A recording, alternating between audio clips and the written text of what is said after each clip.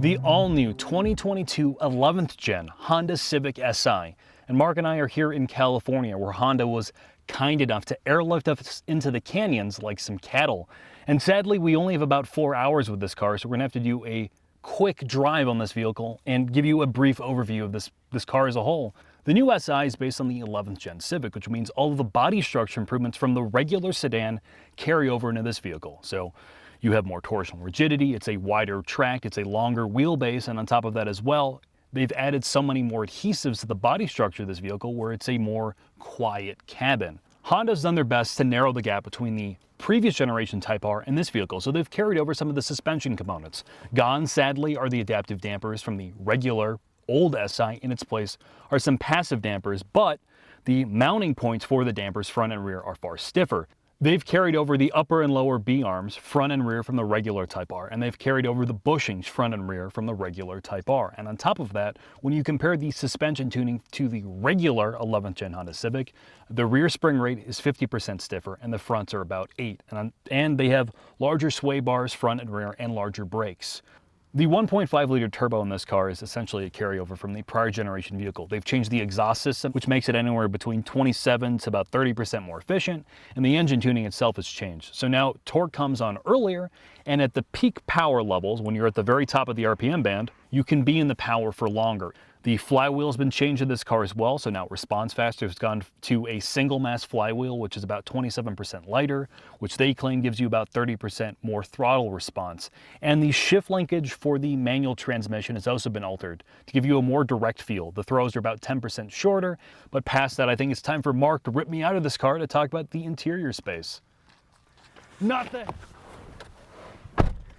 The Si interior. You're greeted with a chime and an Si logo. You have red stitching on the steering wheel. You have red accents along the honeycomb dash. You have red fabric in the door panels and a little bit of red accent all over. This is reminiscent of some of the details we saw on the previous gen Type R. They are subtle, they are not in your face, but the biggest change is the fabric on the armrest and of course the Si seats, which are really comfortable. They're perfectly bolstered. It gives you just that more support and it makes you feel like you're driving a more special car. However, they have cheaped out and did not carry over any of the red accents into the back seats, which this being a 4-door, it looks like something that you found in the old SRT4 Neon where the front windows were power and the back were manual cranks. So there is some cost cutting here. In terms of other technology, they did not give you the full-blown digital dash that you find on the Touring trims. So it's half digi analog and then there's a screen on the left. Again, it looks like they're trying to save some cost here. The multifunction aspect works good. The infotainment is largely unchanged, however, they have added drive modes here. You have normal, you have sport, and of course you have individual, where it allows you to change the tuning of the steering response, which all it is it reduces the boost of the steering wheel, gets a little bit heavier. And then of course the traditional engine mapping where your throttle sensitivity or the throttle mapping is amped up.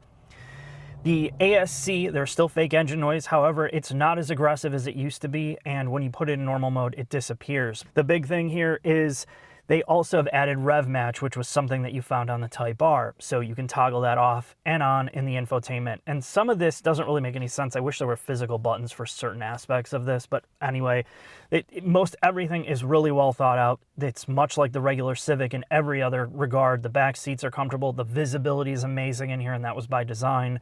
The low glare dash. You have a Bose audio system, but they did cut out certain features like heated seats, which could be brought back in a mid-cycle refresh or another trim level, but who knows. The big question mark, why is there no hatchback model? And Honda has said in multiple different ways, dancing around it, well, they didn't feel like people would want it. So you have that, but my impression is, well, they had to split up something between the Integra hatch, which is a true hatch, and if you had an Si hatch and an Integra hatch, they would cannibalize each other in the future. So again, that's not spoken, but that's my estimation. But I think we should get this out on the road and see how it drives, shall we?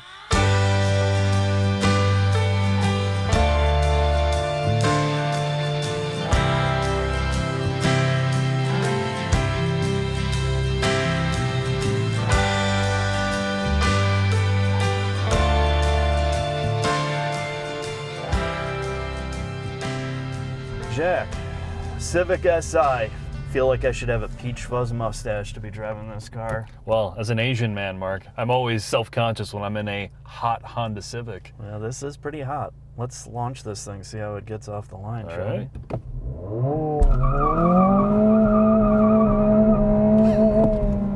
What, are you late to gym? I'm late to my gym class, dude. But let's talk about it. We just got out of the brand new hatch, the Sport with a manual transmission.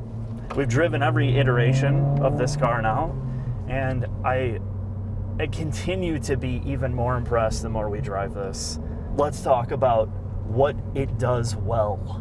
Well, it is a truly affordable sports car or sporty car that you can really drive every single day, not compromising the practicality. It still rides all right, and we're going to talk about kind of how much different it is, but what it does do is it utilizes the 1.5 way better than it used to. It still has fake engine noise, but it's nowhere as nauseating, and honestly, the body control in this car, seeing that I just drove the 10th gen Si back-to-back with this car drives way better. The rigidity changes they've made, the fact that they have kind of trickled down some of the Type R suspension bits into this, the front end feels more connected, the car doesn't wallow as much, it feels better in pretty much every way I could probably talk about, honestly, Mark. I mean, what do you think? I think it feels at least 50% more firm, but not firm in a bad way. What they did really is just give it more body control. So it's the combination of the firmer front bar and the spring rate, well, minor spring rate changes and damper changes, but it makes the front feel way more planted. And then you add the mechanical limited slip. So you can really slam this into corners, and the additional energy they're sending through the EPS unit into the steering gives you a little bit more weight, so it feels like a less of a lighter. And you're comparing this to, just to clarify for the viewers, the regular Civic. Yes, the regular Civic. So like if you got out of the hatch Sport with the manual transmission, these are all the differences you're going to notice versus the regular Civic. The byproduct of all those changes is it feels way more like firm. You notice it in rebound, you get just that firm feeling as you're going over bumps, but it's also exactly what you want.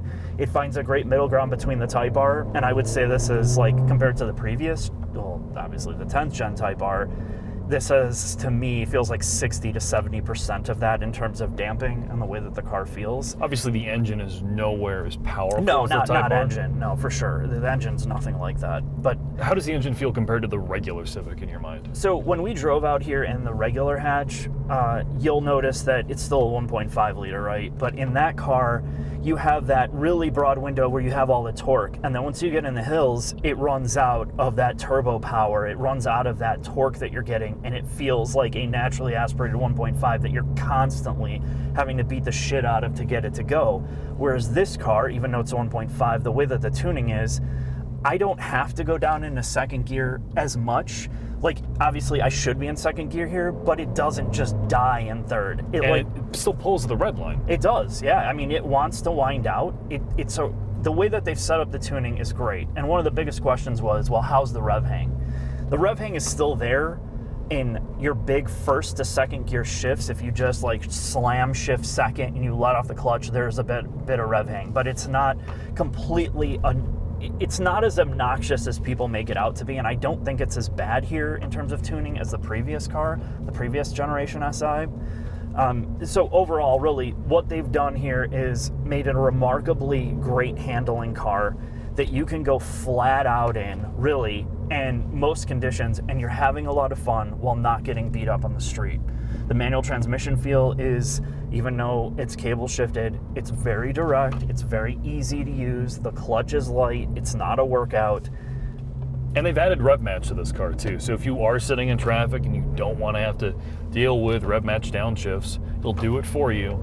I will say, one of the complaints people had, at least reading online, is the fact that this somehow makes 5 less horsepower at its peak than the prior generation 10th gen. I will say, based upon my own experience driving this car and looking at the dyno sheets and the technical information they provided us, this car seems to pull better all the way to redline, where the last car would kind of die off. Yeah, I think you're losing that peak number, which you don't notice here, because the engine tuning overall is so much better than the last car. So the number is really irrelevant. It's the overall performance.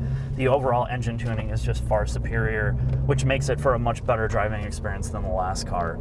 I will say, to counteract some of the overall positivity of this video, and to be totally fair, there is some weird cheapness in this cabin when compared to the regular Civic. The fact that you can still buy a sporty car under $30,000 in this time and in this day and age is remarkable, seeing that a GTI fully loaded now is pushing almost $40,000.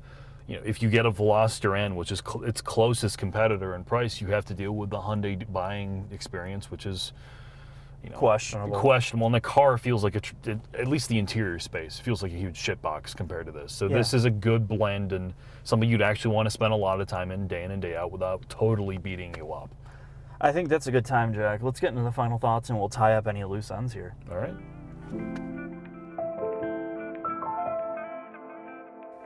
Final thoughts on the Honda Civic Si. Consider this our first driving impression, so take it for what it's worth. Now, we drove the previous Gen Si and the Honda Civic Hatch, the new one, Sport Touring trim, back to back with this. So I have a pretty good concept of what this car is, and then talking to the internal Honda folks, I got most of my questions answered. So let's start with some of the complaints about the car. It's only a sedan, and I truly think that's because Acura has the Integra coming out that is a hatch. The other part is people don't like the styling, particularly if you are a big fan of the previous generation car, because they've gone more conservative. The interior styling is more conservative. However, if you go back historically and look at the old Honda Civic products from the 80s and 90s, they had a lot of the same character that what this car is bringing to the table, more so on the interior space. Honda has done an excellent job of blending the modern amenities, while not the most cutting edge, with the legacy physical controls and all the things that make usability great on a daily commute. There is nothing frustrating about this car other than maybe some of the infotainment pickiness. And that is something that is very difficult to say in modern implementation, especially when you look at what VW is doing with the Golf. Now, there is some cost cutting on the interior. They didn't carry over the fabric selection from the front to the back and some of the stitching. And there is cost cutting here because they had to meet their budgetary goals. So things like the wireless charger have been axed out, or the heated seats. And, you know, personally for a car like this, it's more devoted towards that enthusiast, and those people are not going to care as much about that because you have a manual transmission in this car with a shifter linkage that's better than what's out of the Sport trim. You have drivability that's better because you're adding a limited slip differential. You're getting more torque, more usable torque, and better drivability out of the engine. Although the peak horsepower number is not mind-blowing on paper, it is much better to drive than the regular car. And I think this is what it is. It's finding that fine line between giving people what they want without trying to go too far. And what they didn't do is ruin the drivability, but it is way firmer than the Sport Touring trim that we drove back to back. I mean, you feel it instantly. It's not as roly-poly, it's more engaging to drive, and I think if you are somebody that wants that fun sedan, of course you're stuck with the sedan, this car is going to make you so happy when you're shifting it and driving it around, and even when you're not going flat out. It is one of the best smaller cars, even though it feels big, one of the smaller cars on the market today, and I just pray that the dealerships are not going to kill you. If you want to check the latest prices on used and new Civics, check out our Autotempest link down below. This is how we're starting to do our research on cars, and even if you're watching this well after this video is out, that pricing is going to be more accurate with the link than what we're talking about in here. Thanks for watching. I will see you next time.